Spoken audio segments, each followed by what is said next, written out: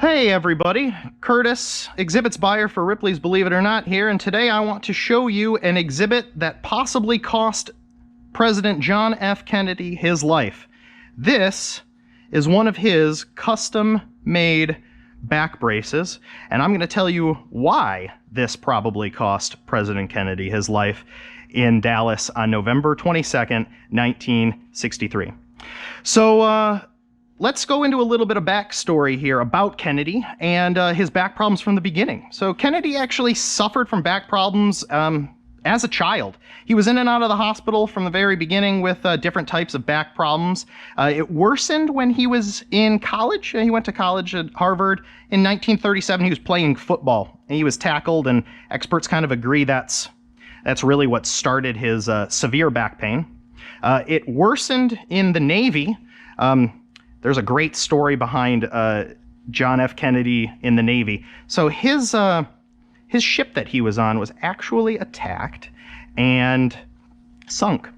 And Kennedy survived and assisted in saving a bunch of other, his comrades.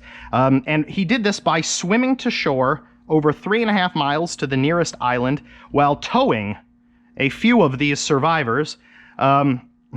Using a rope that was held in his teeth. He did this for a few days, going island to island until he was able to find somebody who was able to help, and they were rescued. So that's really what kind of took it to the next level, was his trip in the Navy. Now, one thing you're going to notice about this this back brace is it's very, very rigid. This was specially made for Kennedy, and it's not what I would consider a back brace by today.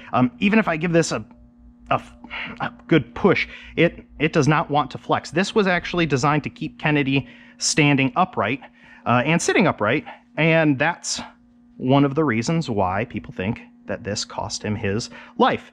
So over here, just to quickly show you, we've got some Kennedy hair, which is just another really neat Kennedy exhibit we have in our collection. This was actually snipped from President Kennedy by the White House barber. Nice piece in our collection. But leading back to the Kennedy assassination, so on November 27th, 1963, Kennedy was actually shot a few times. The first shot was actually missed him and missed his head and went into his neck. Here I have a copy of the Warren Report. So this is a multi-volume set by the U.S. government, and this includes everything. Witness testimony, documents, evidence, photographs, anything you can imagine that deals with the Kennedy assassination.